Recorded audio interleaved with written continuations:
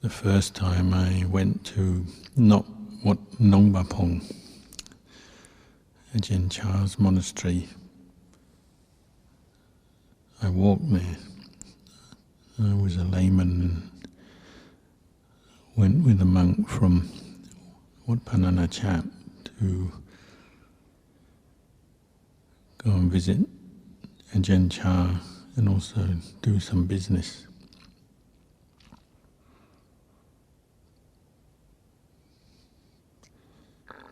It's quite a few kilometers to walk, a few hours. We went in the middle of the day, so it's hot.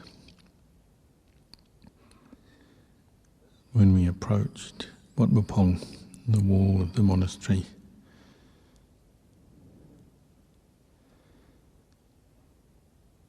you come into the coolness of the forest. You immediately notice both the coolness of the shade of the trees, but also the peaceful atmosphere.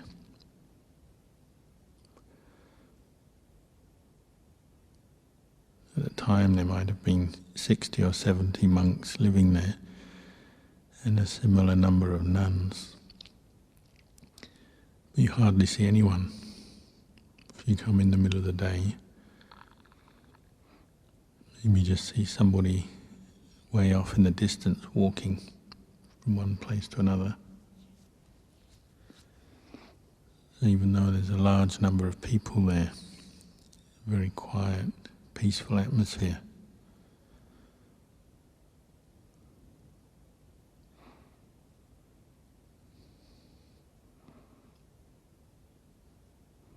At the front of the monastery they also had a big sign which says Dan Kaurop, which means a place of respect.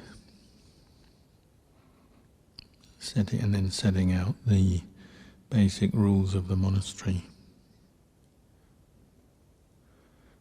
partly to help define the monastery as a place of respect for Buddha Dhamma Sangha and the Dhamma Vinaya, as a place of practice,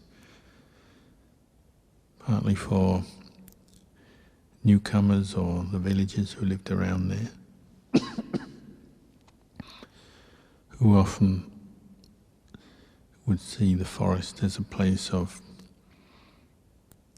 collecting food, hunting animals, cutting down trees for timber, for construction and so on. So it's to remind them,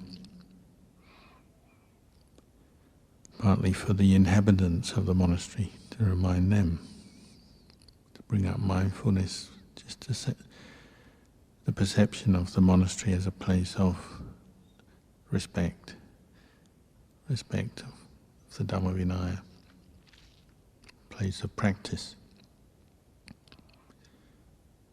Respect and practice going hand in hand.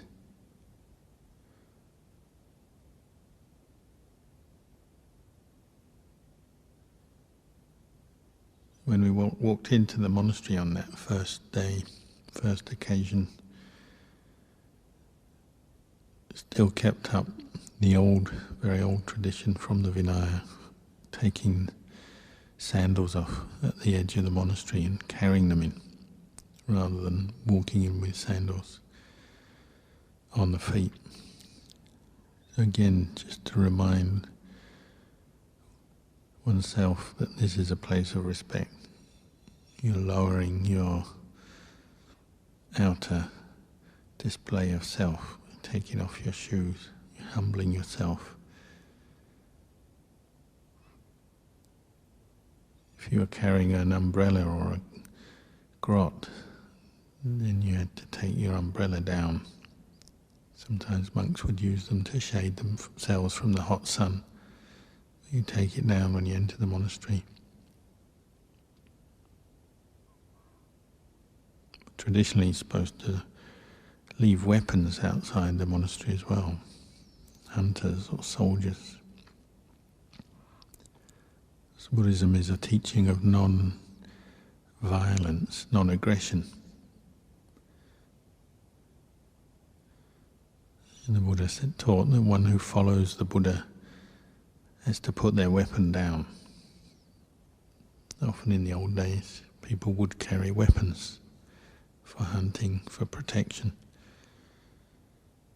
The monastery is a place you put your weapons down before entering.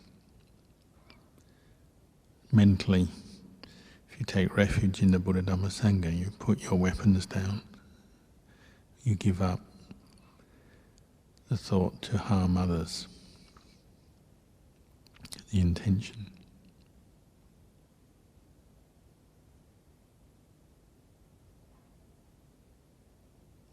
We walked into the monastery that day and not many people around, very quiet.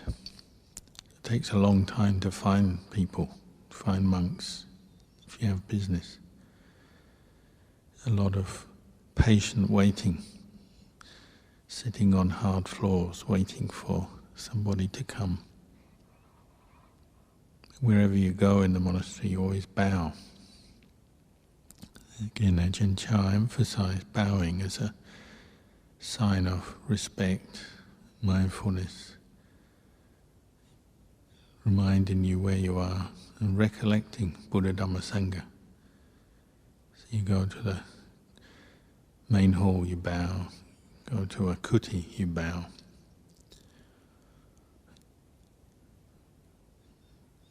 You bow, recollecting the Buddha, recollecting the Dhamma, the truth, the teachings of the Buddha, teachings on karma. You physically incline your body to the ground, respecting or revering karma. That karma is true. You do good, brings good results.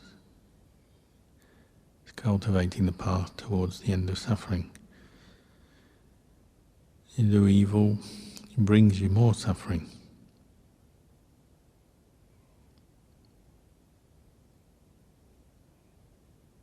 You bow to the Sangha, the qualities of the Sangha, the Arya Sangha, and literally to any Sangha member you meet, if they're more senior, you bow. Or at the very least you put your hands up in Anjali, if you're just passing maybe. If you're a layman or an anagarika, it's easy, you basically bow to everyone, because you're so junior.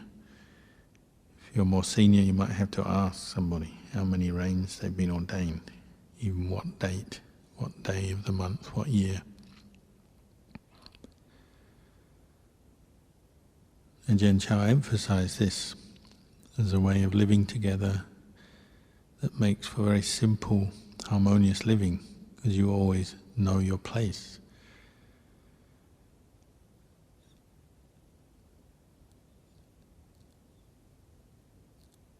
It's not that there's any person or group of people using it as, say, some kind of wicked method of control or bullying.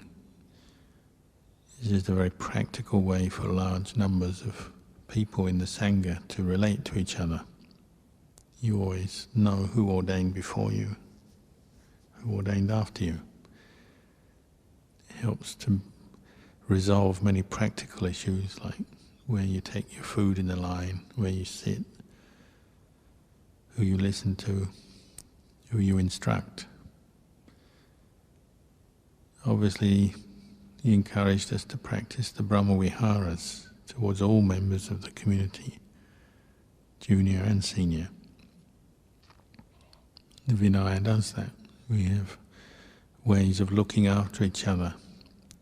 Every member of the community is valid and important, valued and important.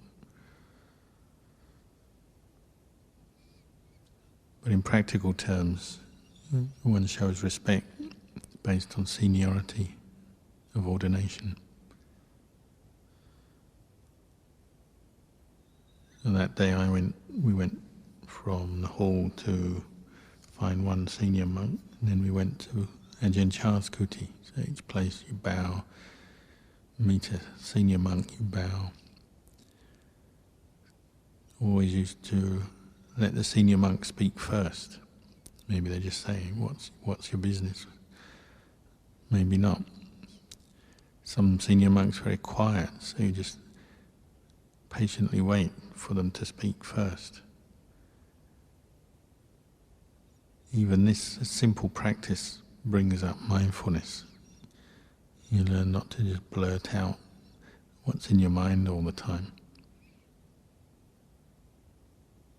So you physically express the Dhamma Vinaya, say by bowing, by sitting, by waiting.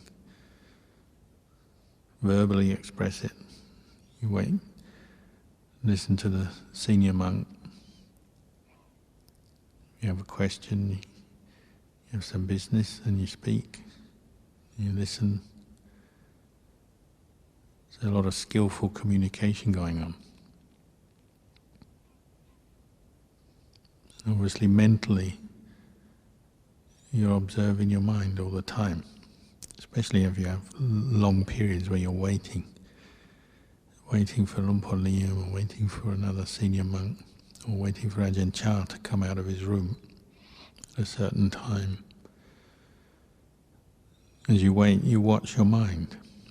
So on every level you're practicing.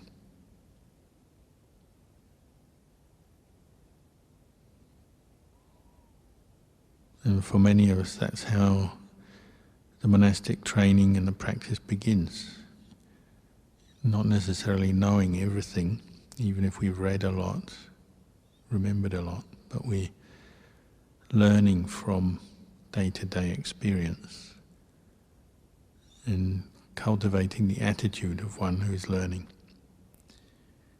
There's some of those basic rules, like taking your shoes off, taking your umbrella down at the beginning of the monastery.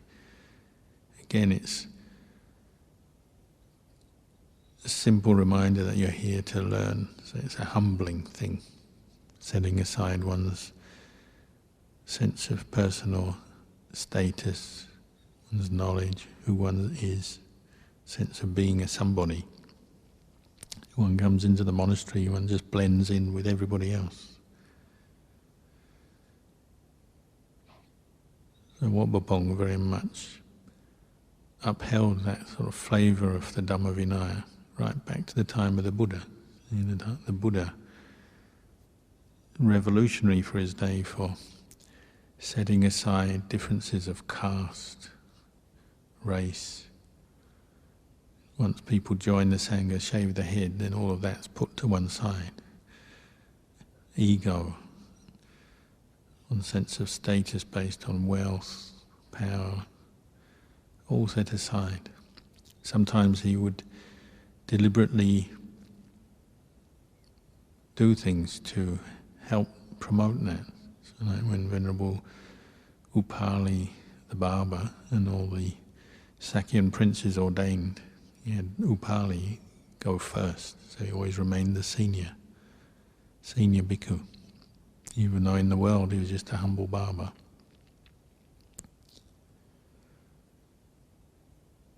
And Ajahn Chah was a bit like that. He encouraged people to set aside who they were before, their knowledge, their background, and give up to the Dhamma Vinaya. So the monastery is very much a place of giving up to Buddha, Dhamma, Sangha, and Dhamma Vinaya. And the flavour of practice was that.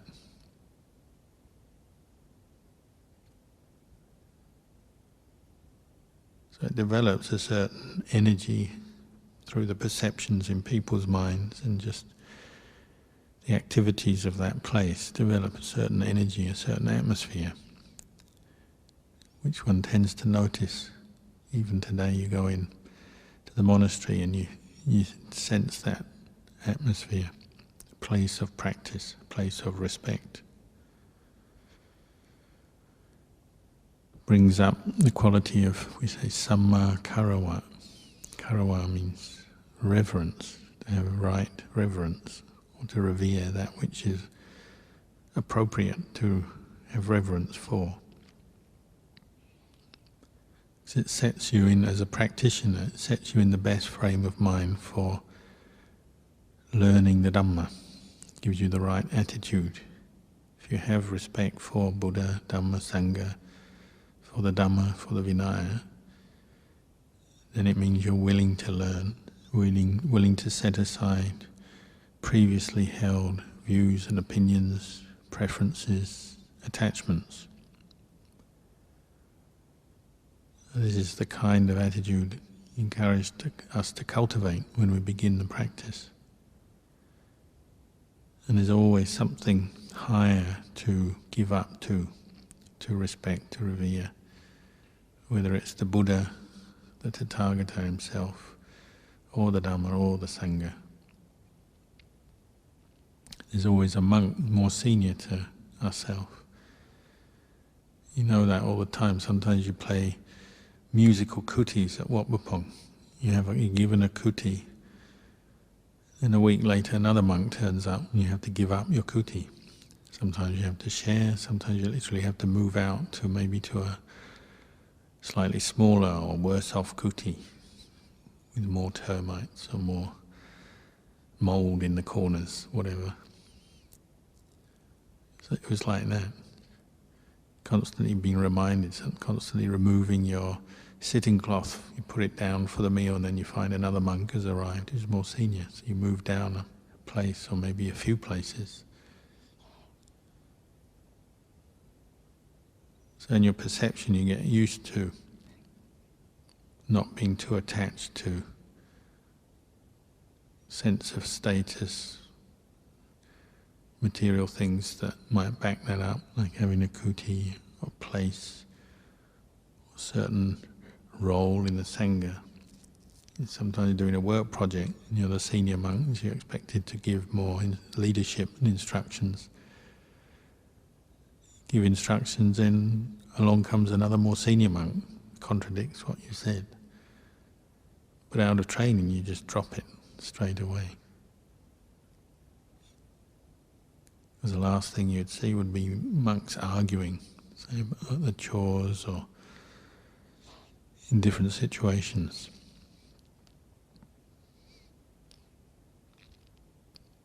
Ajahn Chah was very skillful at developing that sense of community and how a community can work in practical terms, live together in a way that you don't have to think too much or expend too much extra energy trying to work everything out. A lot of things can be sorted out because of the respect for Dhamma Vinaya. Monks who are keen to meditate often appreciated this. It makes it very smooth for developing your inner practice of meditation. You don't have to discuss everything, or have meetings and negotiate everything, because there's already ways of doing things, and you're already in the right frame of mind for learning and for setting aside your own ego and personality.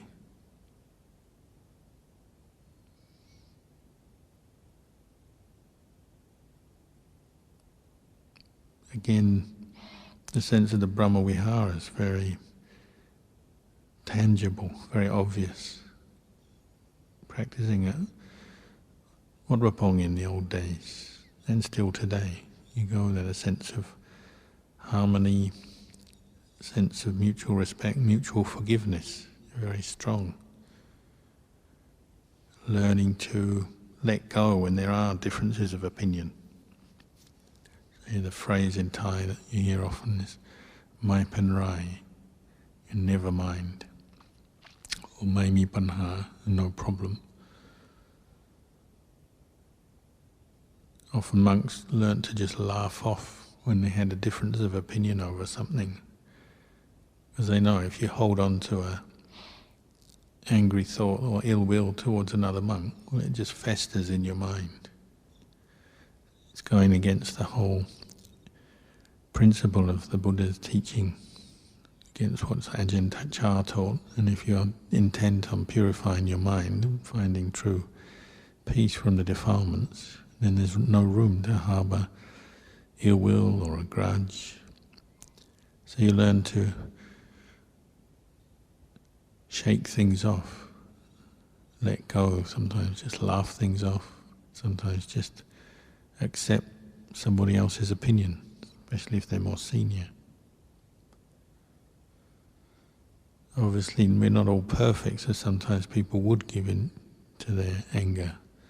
But generally, the practice was one of forgiveness. In the worst scenario, you'd go and ask forgiveness from another monk who had felt somehow slighted or wronged in some way.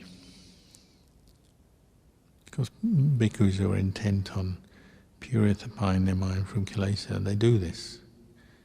They practice forgiveness. They practice letting go.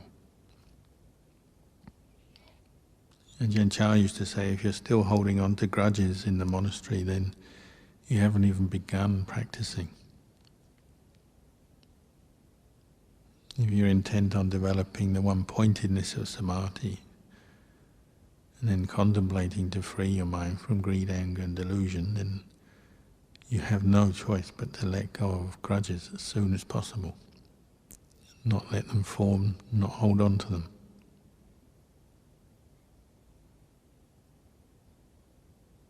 When you live in a community, that is often the practice.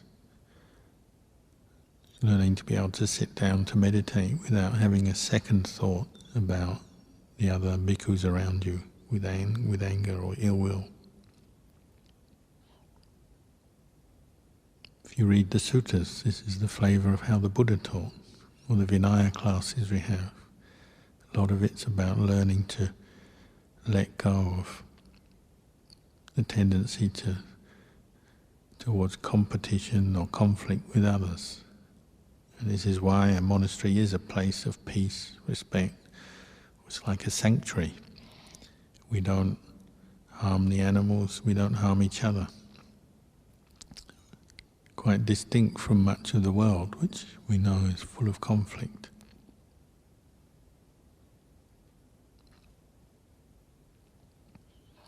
When you've lived in the monastery for a while, then the idea of holding grudges, resentment starts to become, sometimes even seems a bit ridiculous, because it's so obviously suffering. It's clearly not what the Buddha or Ajahn Chah was encouraging, and it's clearly a burden on the mind. It's very sad, pitiful, when people have grudges, resentment, often conditioned by their environment or their cultural background, their race, their religion and so on. When you look out into the world, it's very sad sometimes when people are just attached to their group and they don't really know why they have a grudge against another group. They just inherited it from their cultural conditioning, their parents and so on. When you get two different ethnic groups or religious groups,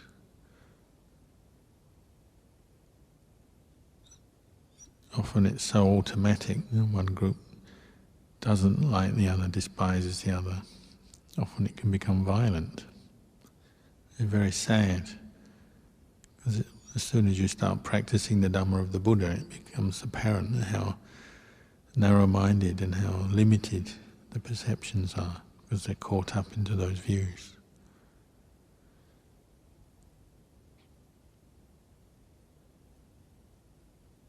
I remember thinking about this once when I was a kid. A couple of streets from the house I was born in and brought up in, there was an army captain at his house. One time when he was off duty, the IRA from Northern Ireland planted a bomb under his car and blew him up. Normally, where I live was pretty peaceful, but it made you think. People are willing to go to that extreme, seek out somebody who represents another government, another culture, to kill them. It's very sad. All over the world we can see that. This is exactly what the Buddha was pointing to, the suffering that comes when we don't investigate grudges, anger, revenge, and so on. But the bhikkhu life is very skillful means for dealing with that. Gives us skillful tools in reflections on Brahmaviharas, metta, karuna, mudita, upekkha. Even gives us rituals which help in asking forgiveness, showing respect to each other, even just the way we talk to each other. And we have Pali names as bhikkhus, often we call venerable. In Thai we call Tan or Kruba or Ajahn. So we're either a venerable or an Ajahn. This is all to help bring up mindfulness and bring up sense of respect between Sangha members.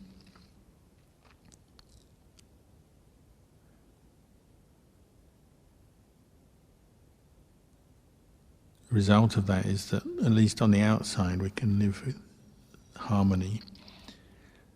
It allows us to develop our practice on the inside, the samatha and the vipassana meditation.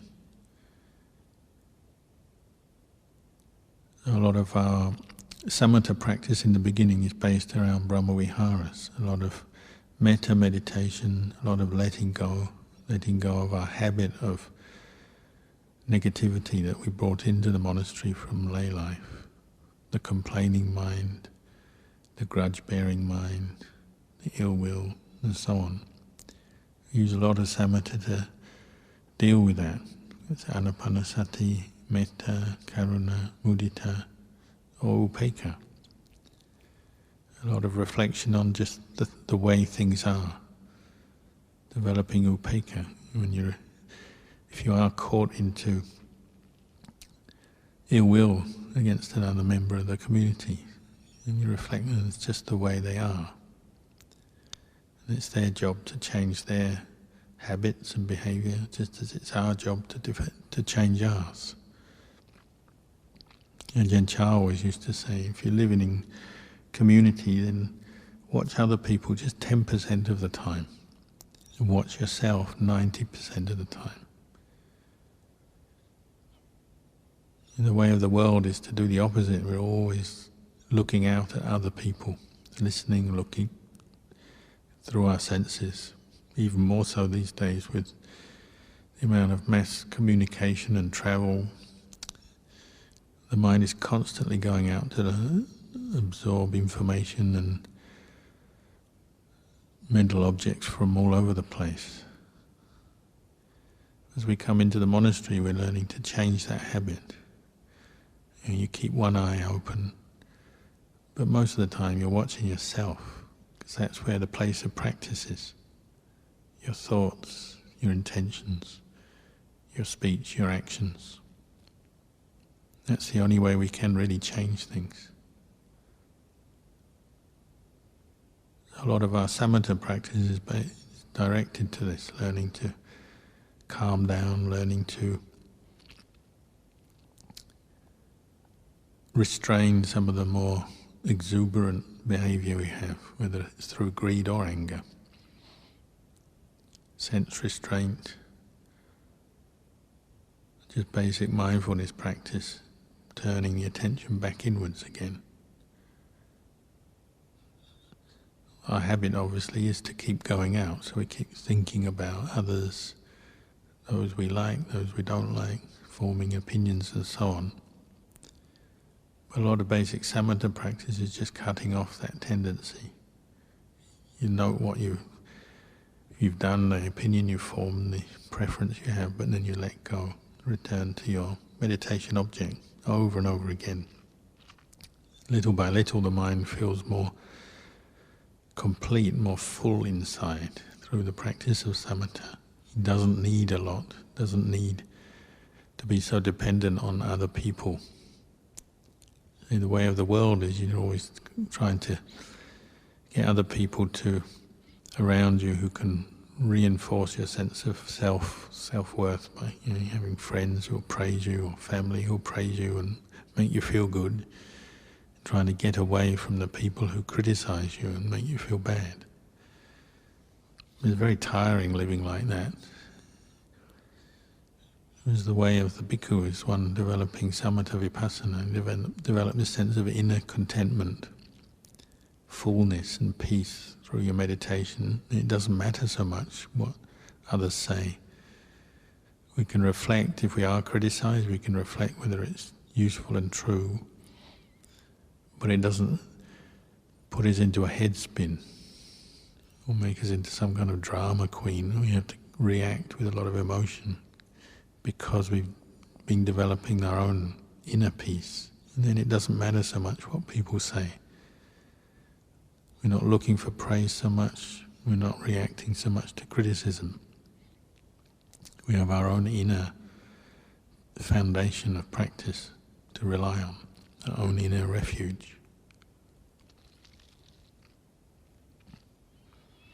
This also gives us the chance to contemplate, develop vipassana, and really analyze. Some people like to do this anyway. Even before the samatha is developed strongly, we can practice vipassana if our inclination is that way. Contemplate all our feelings, opinions about other people. Bring them up for contemplation, challenge them. If you love somebody, what is it you love about that person? Which of the 5 khandhas, which part is it that you love?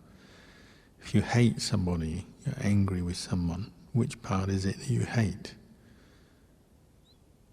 Is it the form? Which part of the form? If you hate someone, then you're hating their hair of the head or the hair of their body, or their skin, their nails, their teeth. Which actual bit of it are you hating? Similarly, if you love someone, if you hate someone, is it the feelings you're hating? The vedana of that person? Their pleasant feelings, their unpleasant feelings? Which bit do you hate or love? Or the perceptions of that person, or their thoughts, or the consciousness? If you hate somebody, are you hating the eyes and the eye consciousness, the ears and the ear consciousness of that person? Which bit is it that you love or hate? Sometimes this is enough for the mind to really drop previously held attachments, likes, dislikes, loves and hates.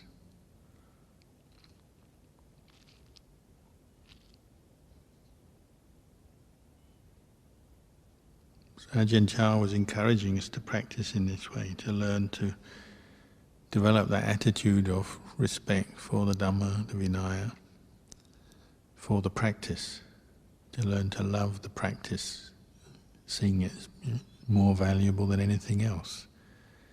Gives you some principles, some guidelines to live your life. Learning how to interact with other people skillfully, and then how to manage your own life, your own affairs skillfully, internally.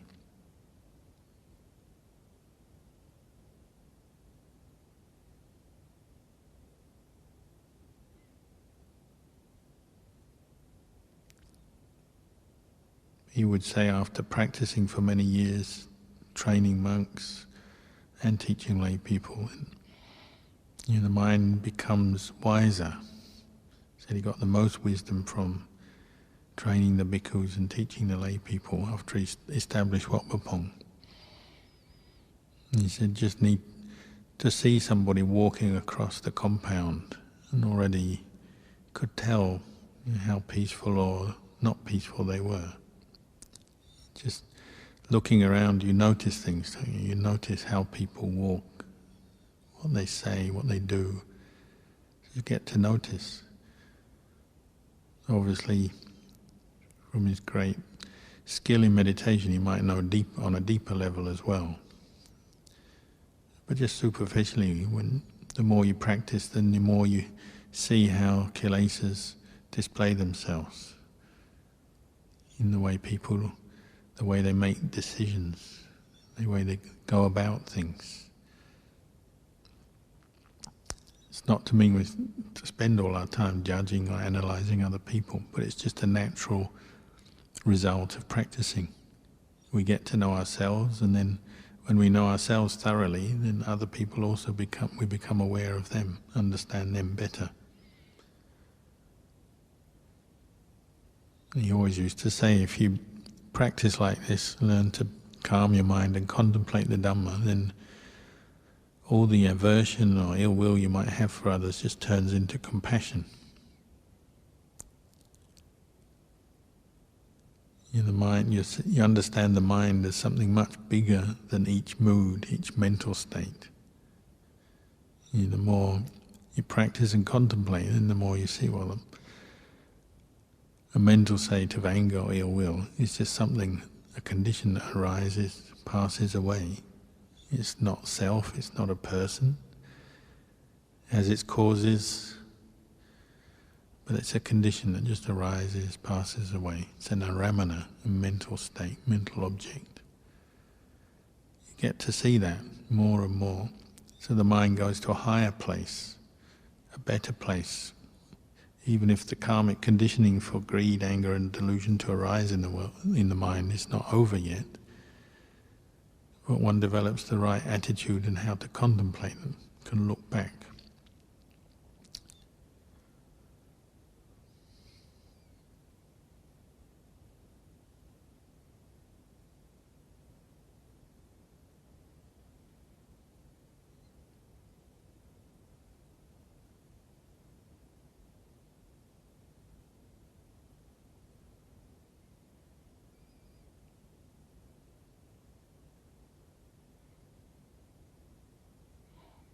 That first day I spent at Wat Pah Pong's. We ended up at Ajahn Chah's kuti for a couple of hours, with partly just waiting, partly talking to the monks. Then it was time to leave. Had to walk all the way back, another couple of hours walk. Sometimes teaches us when we can't get in a car, we have to walk. Teaches you to be patient. Put up with conditions.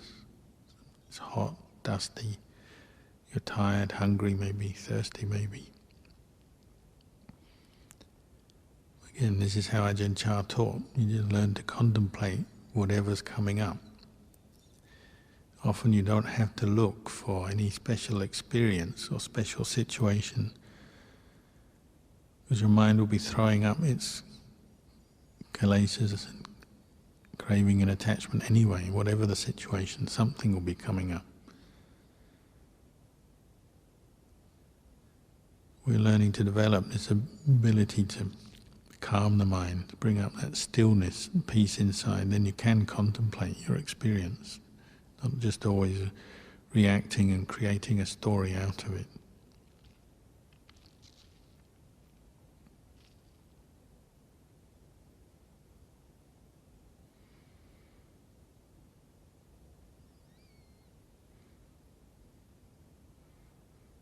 So for a wise person, the monastic life, monastic training is ideal. It was developed by the Buddha for people to practice.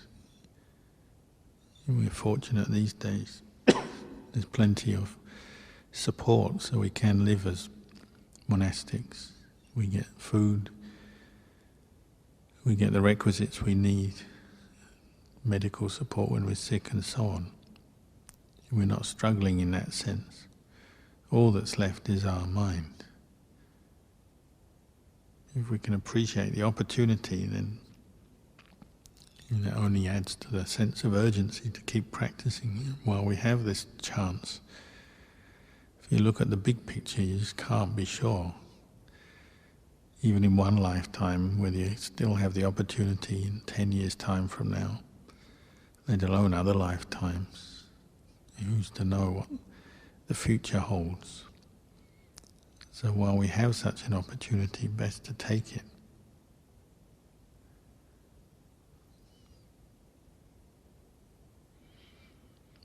So I'll leave you with these reflections tonight.